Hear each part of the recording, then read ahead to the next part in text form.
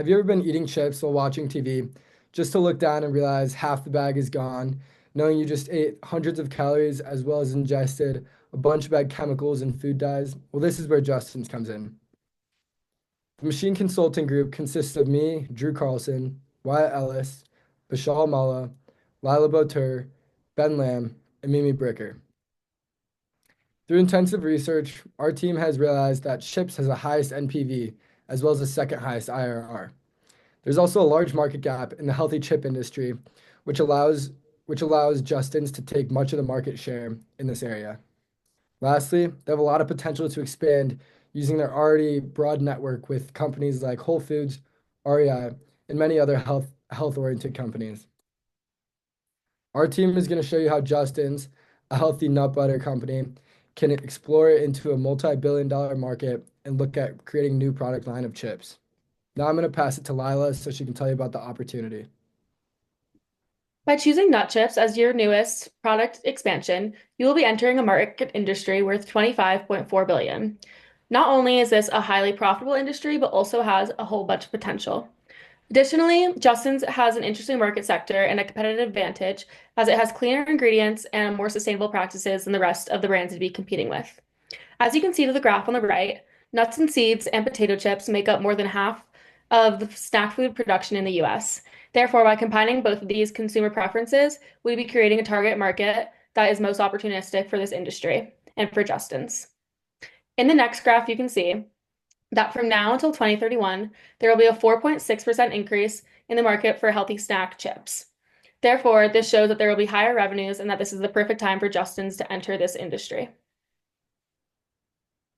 Additionally, for competitors in this market, currently Lay's and Fritos dominate the market with their aggressive marketing strategies, brand loyalty, and constant flavor innovation. However, many consumers view them as the unhealthy option.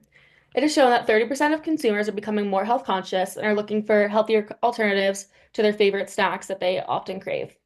The current brand doing this right now is Blue Diamond, who offers nut thins that many consumers are attracted to due to their fact that they're gluten-free and use clean ingredients like rice flour and almond flour. This is a brand that Justin's could emulate in their production of their new nut chip product.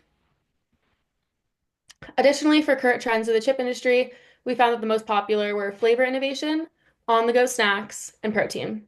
As you can see with one of the most popular brands like Lay's, they offer products that like masala and tzatziki, which not only grab consumers' attention, but also cater to different tastes and preferences within their consumer market. Additionally, on-the-go snacks have been and are increasingly very popular as this market has very busy, demanding lifestyle and need a quick snack to bring in the car or give to their kids on the way to work. Additionally, protein is very important to many consumers. It is shown that 55% of consumers value protein as their number one food category. However, it can be hard for many people to incorporate it in their diet and reach these protein goals. So, with a snack that incorporates protein already, many of our consumers would find this very beneficial. Now, keeping these focuses in mind, I'm going to pass it off to Ben, who will talk about how these are incorporated in the brand image of Justin's. Yeah, thanks, Lila. We believe that a nut-based chip would fit Justin's brand image perfectly. Justin's is a brand built on commitment to using high-quality, healthy ingredients. Unlike other big snack food producers that use ingredients like artificial additives, seed oils, and dyes, Justin's has built a reputation on using natural, simple, and recognizable ingredients. For example, in their peanut butter, they just have two ingredients, which is peanut butter or peanuts and coconut oil. Another defining characteristics of Justin as a brand is using nuts as the centerpiece of their products.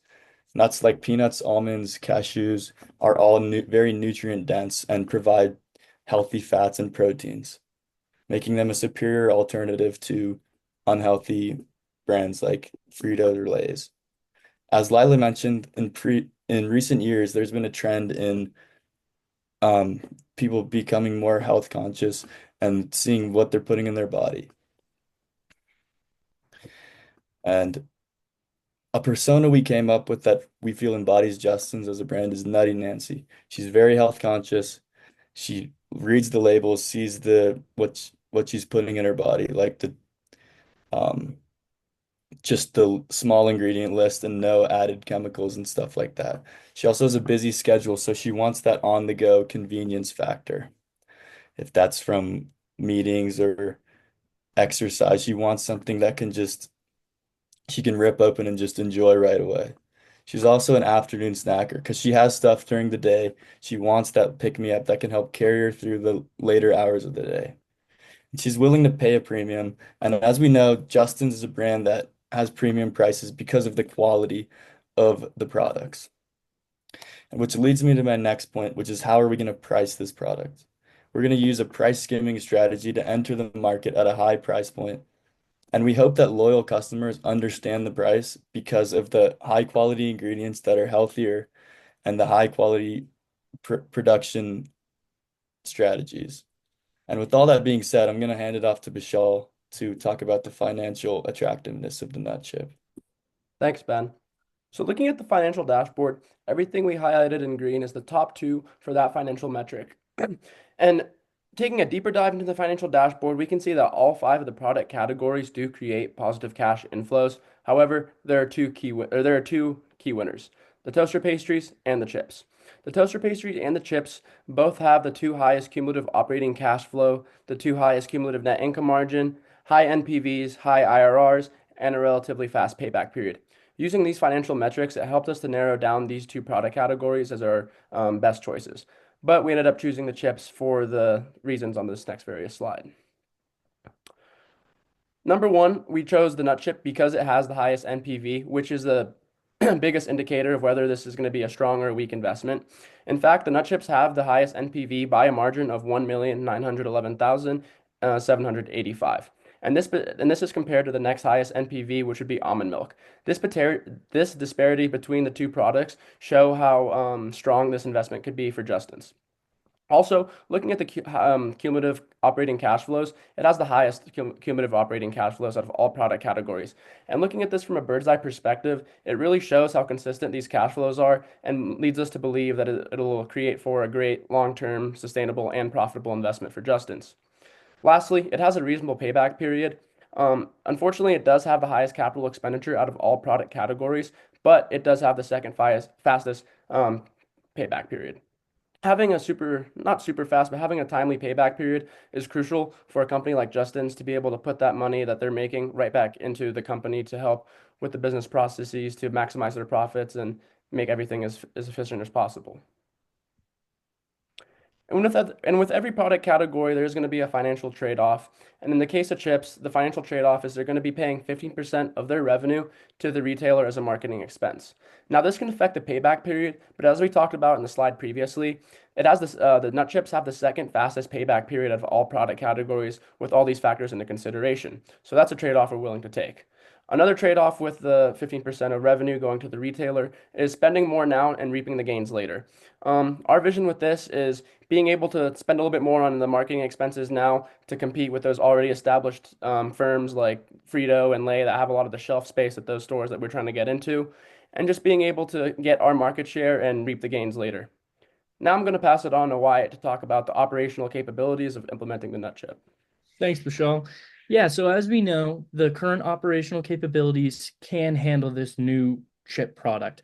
Luckily, there's a large supply chain that Justin's already has and will be able to get the ingredients, including nuts, salt, other types of additives to flavor the chips, and already has a huge retail network, including REI, Whole Foods, and other high-quality goods stores.